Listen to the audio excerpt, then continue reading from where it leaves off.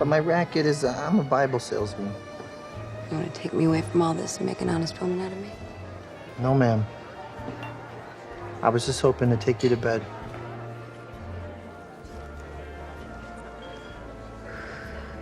In a flirtatious context, frame control could be defined as the art of charming and disarming your desired partner and getting past her defenses, even when she did not intend to sleep with you at all. In this video, we will see an example from the movie Crazy Stupid Love, involving a scene where a woman initially resists to finally drop all defenses and falls for the guy she initially rejected.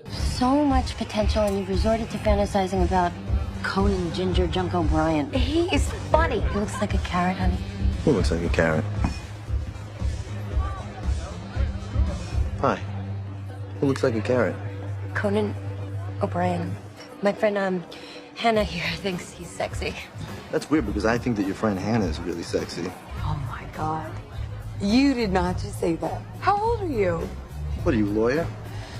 A little bit. Come on. I know. You on? Is she? Gonna be. Don't you think you're a little old to be using cheesy pickup lines? Objection. Leading the witness. Funny enough, the very first introduction I ever had to the world of dating, pickup artist, seduction, and every topic related was from that scene. From that scene in Crazy Stupid Love, where Ryan Gosling is seducing her, and I was intrigued by this scene, and I dig into the topic of alpha males, frame control, dating, hypnosis in seduction, and that is how I dig more and more into the topic. But the first thing we can notice here is the abrupt pattern interrupt that he's using when he's approaching. He allows himself to break into the conversation without permission. How dare he? Well, because it is the first rule of frame control we are elaborating here. The unconscious certainty in your mind is way more important than the specific words you say. When you presuppose permission has already been allowed, your voice is no longer hesitant and you become much more dominant no matter what you say. A 2005 study even reported that women consistently rated lower-pitched, slower, more resonant voices as more attractive, even though they had no visual information at all. The effect sizes were large and reliable, demonstrating that vocal qualities alone are sufficient to drive sexual attractiveness, judgments, independent of physical appearance. Voice carries biologically meaningful cues, i.e. hormones, dominance, and emotional control. But to be fully honest with you, when I read that kind of explanation in the beginning, it was not sufficient for me, because I was trying to force on my voice to be speaking differently, to alter my voice tonality, and it was not working at all. Until I ultimately realized that your voice in the end is nothing more than the result of your internal state. Once you can picture yourself repeatedly as someone who has already been successful multiple times, then your voice starts to mirror that image. And that's how you will be able to lead the conversation even without knowing what to say at first, because your words will follow the image that has been reinforced multiple times in your mind. Wow, Hannah, you're really wearing that dress like you're doing it a favor. Oh, God. That's a line. Me sitting over there for the past 2 hours not being able to take my eyes off of you is a fact. I mean, there's lots of beautiful women in this bar, your friend included. Hi. I love you. But I can't take my eyes off of you. That's a fact. It's not a line. I find you very attractive. Do you find me attractive? She does. I don't. You do. She does. Yes, she does. I don't. You do.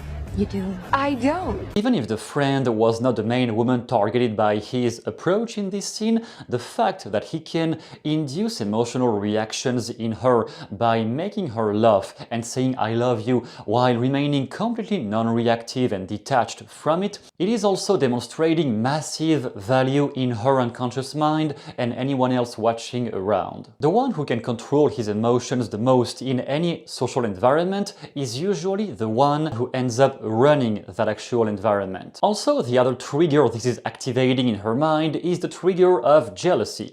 When a woman is seeing that other women around are running after you, even if she did not intend or plan to be attracted by you in the beginning, that may flip or switch on that jealousy trigger in her mind, which might compel her to at least try to figure out more who you are. And in the best case scenario, she might even try to prove for herself or to her friends or whoever who knows that she can get you too. However, all of these social capacities all come from the same mental unconscious root, which is the full unconscious, therefore, acceptance of the outcome. When you are on the unconscious level fully convinced that you are coming home with a girl no matter what, you no longer care about rejection. And that is how your mind can improvise, remain more free, and just say the right things at the right time, because you no longer suffer from all the pressure, despite whatever level of resistance she's displaying as you approach her. The main idea is to strongly project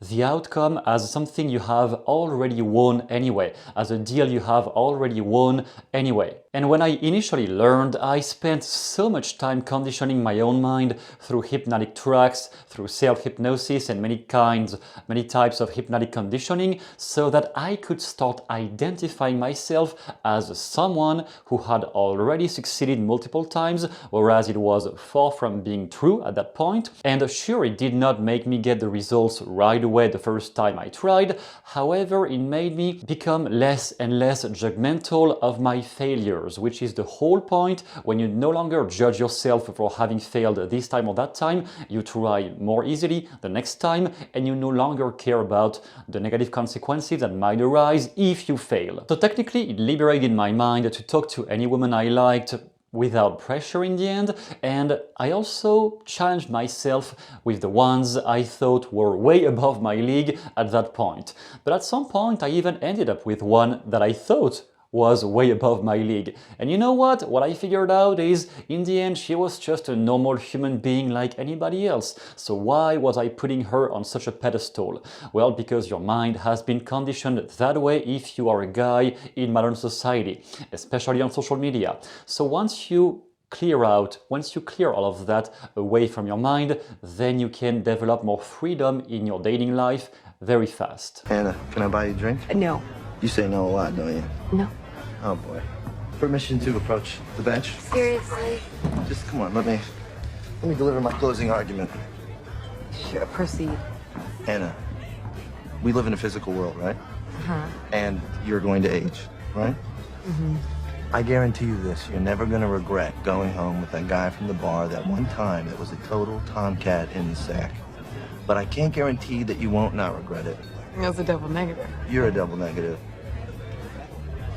Okay, Hannah, can I buy you a drink? Okay. You know what? It's time to go home. Really? Wow, it's forward of you, but okay. Yeah. I'll do it. The T-boat saw 3. So, should I get my car or yours? Should I pull the car around? Have you been drinking? I'll drive.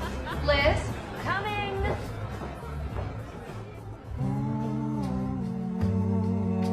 And if you have seen the movie, you know he's still sealing the deal, to say the least, despite all her rejections. But as a final tip, you can see that no matter how much he's trying to push him away, he's remaining calm and maintains his own outcome in mind in a light and playful way. He's forcing, but he's not forcing with a deadly pressure in his mind. Whatever happens, he's fine with it anyway. And there is no pressure in his mind, because if he's not getting her tonight, then he's getting somebody else the same night or the night after this. No matter what happens, he's getting somebody whenever he wants to. And I know the number one excuse in those cases is, oh yeah, it works for him because of his looks, but I do not have his looks, so it cannot work for me anyway. But maybe you don't fully realize yet how female attraction is state dependent. If she's feeling a certain rush of positive feelings while in your presence, it is often bypassing all the objections she stated earlier about you. Many times in my life, I even saw female friends arguing about something like, but why did you sleep with that guy? He's so ugly, or he's not even fun, or he doesn't have a job, whatever the excuse is. And the other one saying, oh, I don't know, but I just felt this little something with him. It was special with him, you know. And she can't even explain why, but she was feeling in the moment. That is how their mind works. When they feel the right amount of positive emotions in your presence, maybe all of the attraction switches that are not supposed to be activated because you are not a Chad, you don't have a Lamborghini, whatever. Maybe all of that is going to be shut down just because she's in the right state at the moment you talk to her. When the right emotions are intoxicating her brain, she no longer uses logic to make decisions, and she starts more and more making her decisions based on how she feels at the moment. Which is the secret key to bypass physical appearance and status, which would have eventually, normally, disqualified you in her eyes. And if you want to learn exactly how to use emotions in that way and control the frame through simple words, you have 5 of the best language patterns and themes of conversations I have ever used myself to bypass this critical factor in dating and put all the chances on your side, even when you're not the best, the most jacked person in the room, the richest person in the room. Even without all of this, you still have a chance, and this will be available down below for you to download. With that in mind, thank you very much for watching and see you soon in the next video.